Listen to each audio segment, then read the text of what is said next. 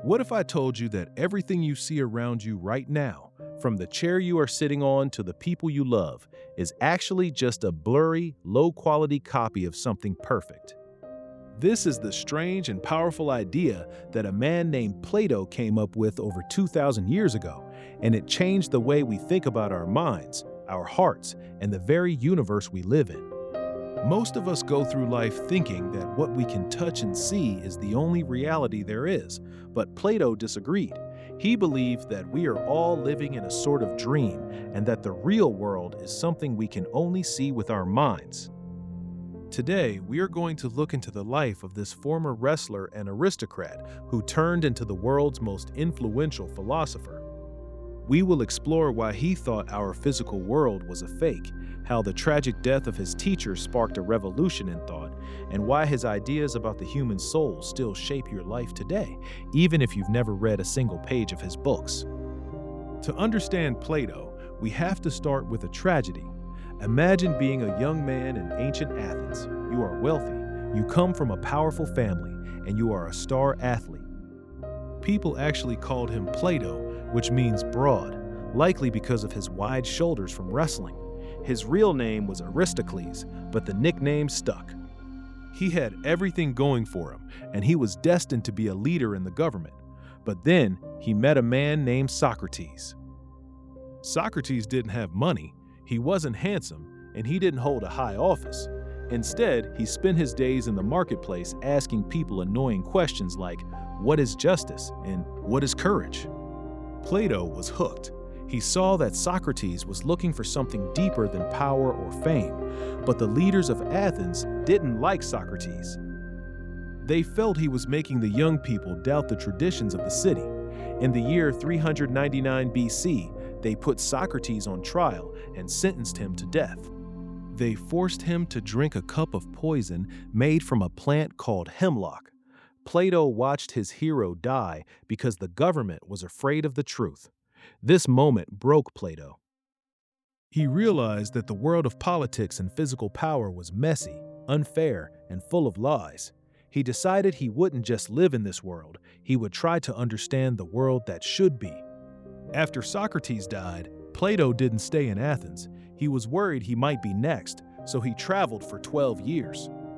He went to Egypt, where he learned about ancient history and mathematics. He went to Italy and met people who believed that numbers were the secret language of the universe. He was searching for something that was permanent. He noticed that in our world, things always change. Flowers wilt, buildings crumble, and people grow old. But he wondered if there was something that never changed. This search led him back to Athens, where he decided to start a school that would change history forever. When Plato came back to Athens, he bought a piece of land that used to belong to a hero named Academus. There, under the shade of olive trees, he started a school called the Academy. This wasn't like a school today with desks and bells. It was a place where people came to talk, argue, and think. They studied everything: math, biology, astronomy, and of course, philosophy. The Academy was so successful that it stayed open for almost 900 years. That is longer than almost any university in the world today has been around. Plato believed that the only way to make the world a better place was to teach people how to think clearly. He famously said that the world would never be right until kings became philosophers or philosophers became kings. He wanted leaders who cared about truth more than they cared about their own egos. At the Academy, he began to write down his ideas, but he didn't write them like a textbook. He wrote them as dialogues. These were like scripts for plays where characters, usually led by Socrates, would have long conversations. This was a brilliant move. Instead of just telling people what to think, he showed them how to think by letting them listen in on these deep debates. One of his most famous books is called The Republic. In it, he tries to figure out what a perfect society would look like. He wasn't just talking about laws and taxes. He was talking about the human soul. He believed that a city is just a person written in large letters. If the people in the city are confused and greedy, the city will be a mess. If the people are balanced and wise, the city will be great. This leads us to one of his most famous and slightly weird ideas, the way he viewed our physical reality. Think about a chair. You might see a wooden chair, a plastic chair, or a big comfy armchair. They all look different, but you know they are all chairs. Plato would say it's because there is a perfect chair that exists in a different dimension. He called these perfect versions forms or ideas. In our world, we only see the messy, imperfect versions.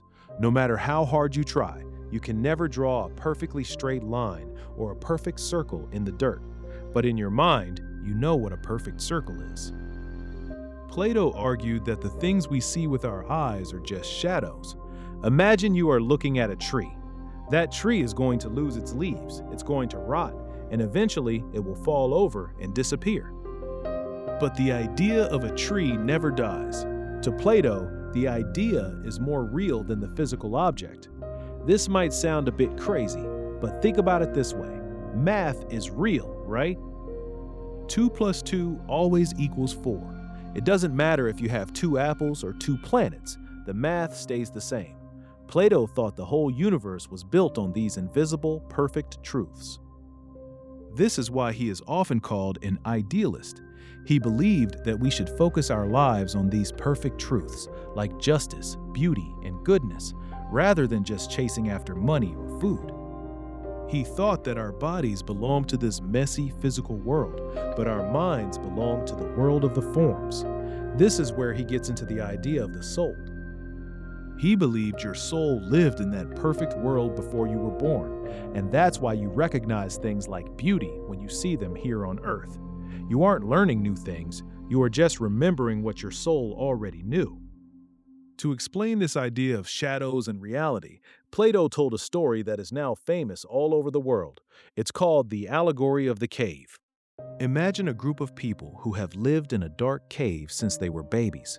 They are chained up so they can only look at one wall. Behind them is a big fire, and between the fire and the prisoners, people are carrying objects that cast shadows on the wall. The prisoners see the shadows of birds, trees, and other people. Since that's all they've ever seen, they think the shadows are the real things. They give the shadows names and have contests to see who can predict which shadow will appear next. Now, imagine one prisoner gets loose. He stands up and his legs hurt because he's never walked. He turns around and the fire blinds his eyes.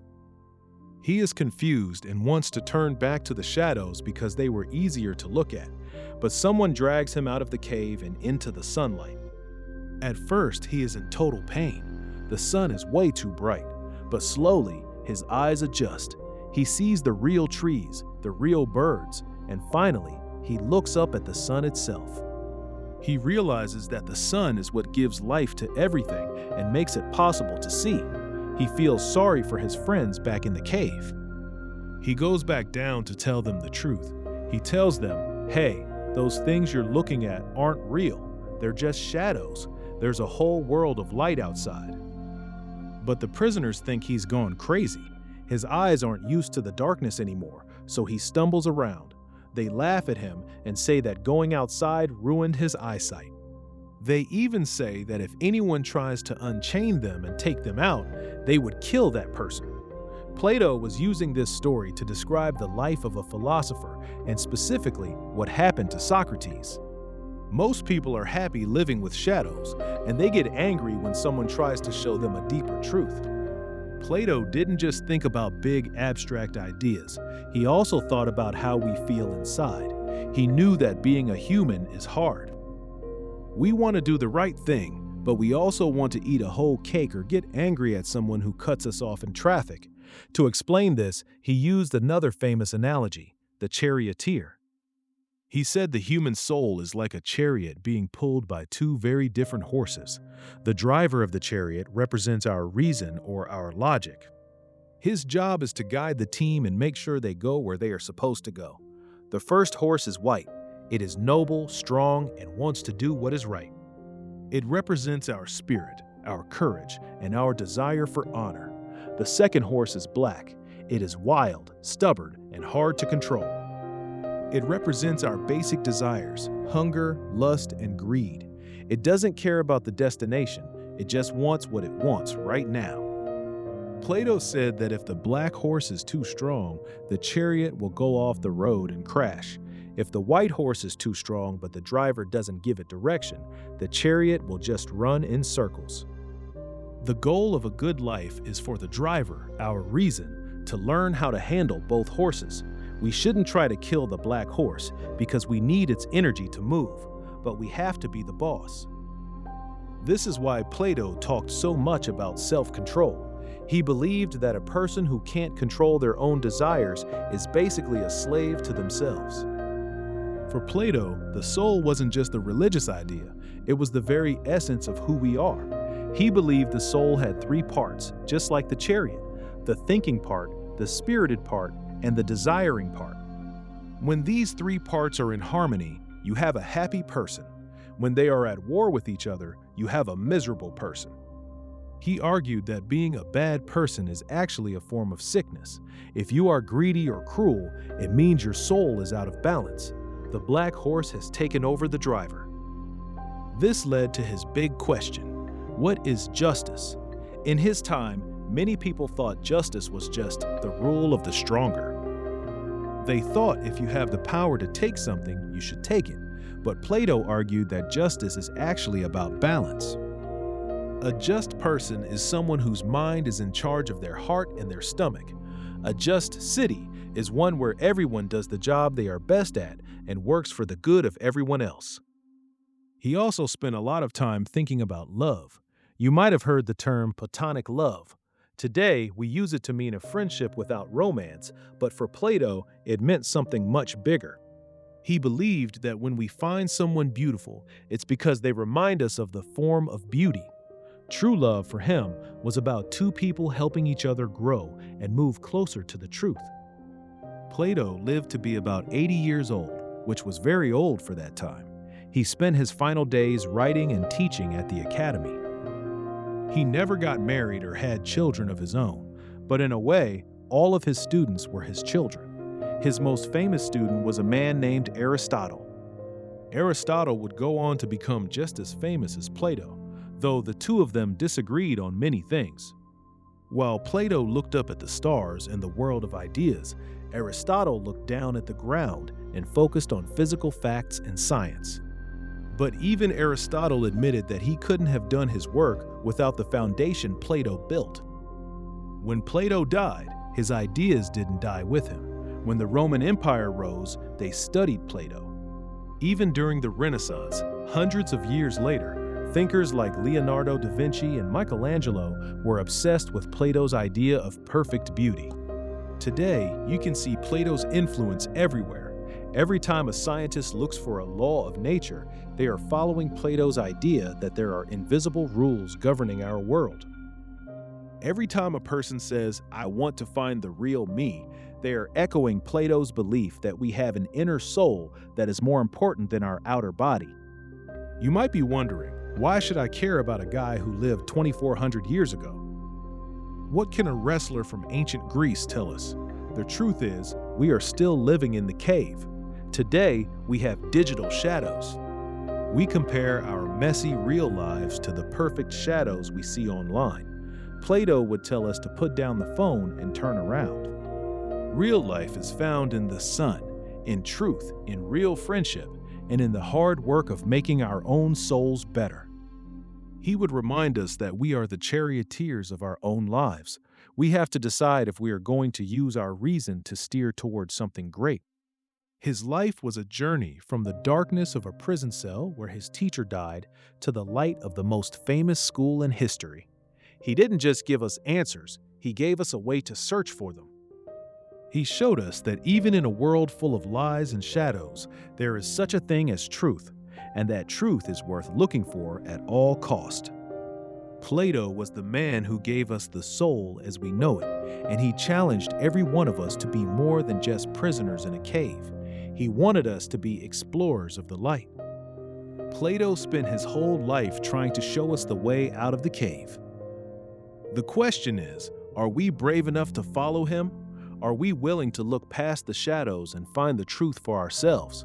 As he would say, the sun is waiting for those who are willing to open their eyes. Subscribe to History Memory Chronicles for more historical deep dives.